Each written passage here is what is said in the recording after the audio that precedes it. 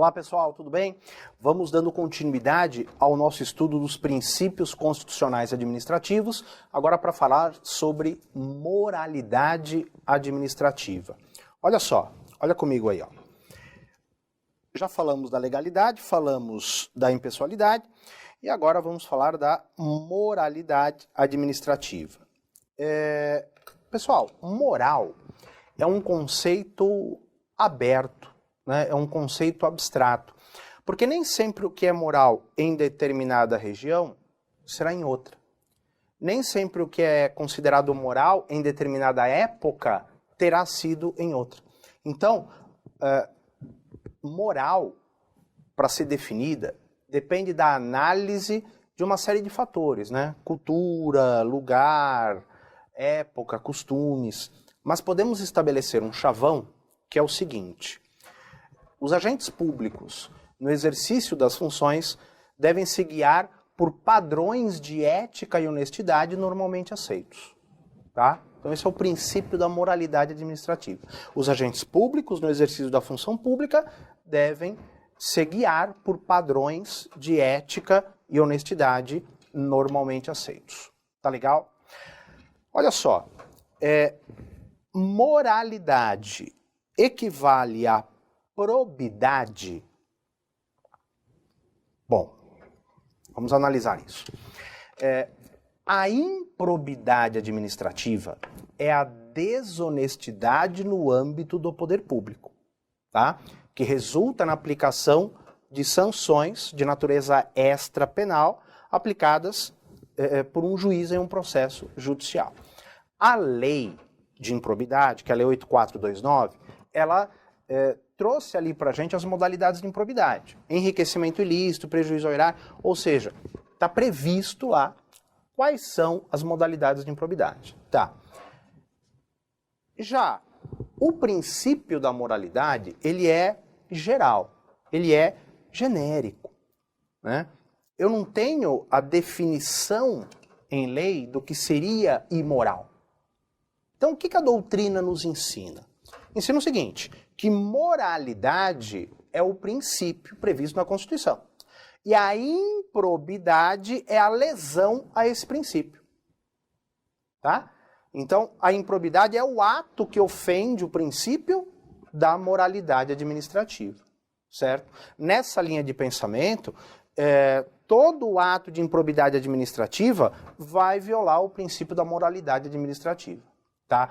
Em que pese o artigo 11 da Lei de Improbidade traz especificamente violação a princípios. Tá? Então, embora haja um artigo específico, uma modalidade específica de improbidade, que seja lesão a princípios, isso é uma modalidade de improbidade, a doutrina costuma a colocar que a violação ao princípio da moralidade administrativa se visualiza quando há qualquer modalidade de improbidade administrativa. Certo? Por isso que eu disse que moralidade é o princípio e a improbidade administrativa seria a lesão a esse princípio, qualquer que seja a modalidade. Tá legal? Beleza? Há quem diga também o seguinte, que você teria uma imoralidade qualificada, que seriam os atos de improbidade, e uma imoralidade não qualificada. Não qualificada seriam aqueles atos que violam, né, a moral, mas não estão expressos na lei, né? Não estão ali previstos expressamente em lei. Então, há quem diga também que você tem uma imoralidade qualificada, seriam os atos de improbidade, e uma imoralidade não qualificada, que seriam demais atos que não estão expressamente previstos. Tá certo? Beleza. Mas, de maneira geral, a doutrina fala que ofende a moralidade qualquer ato de improbidade administrativa. Tá certo? Beleza. Pessoal, acompanha comigo aí na tela o seguinte, ó. Você não pode confundir a moralidade administrativa com a chamada moralidade comum. A moralidade administrativa é aplicada ao servidor em sua conduta interna, ali no âmbito da administração pública. Ao passo que a moralidade comum é aplicada ao homem em sua conduta externa. É aplicada ao homem em sua conduta externa. Eventualmente, dependendo da situação, pode ser que você tenha uma violação à moralidade no âmbito do poder público, mas não tenha se aquela situação ocorresse na iniciativa privada. Quer ver um exemplo? Olha só. Digamos que o diretor de uma grande empresa coloca a filha dele como sendo gerente de uma de suas filiais, de uma de suas empresas. Não há qualquer problema nisso, na iniciativa privada. Ofende a moralidade comum? Não. Mas e se essa situação ocorre no âmbito do poder público? Aí tem problema, né? Porque daí configura nepotismo, que é a contratação de parentes em linha reta ou colateral até o 3º grau para ocupar cargos comissionados ou funções de confiança. O nepotismo ele é vedado em nosso ordenamento jurídico, olha só. A súmula vinculante número 13 do STF veda o nepotismo.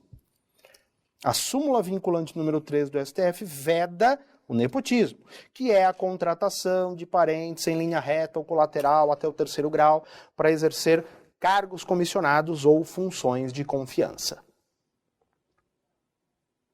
Ok? Muito bem. Beleza.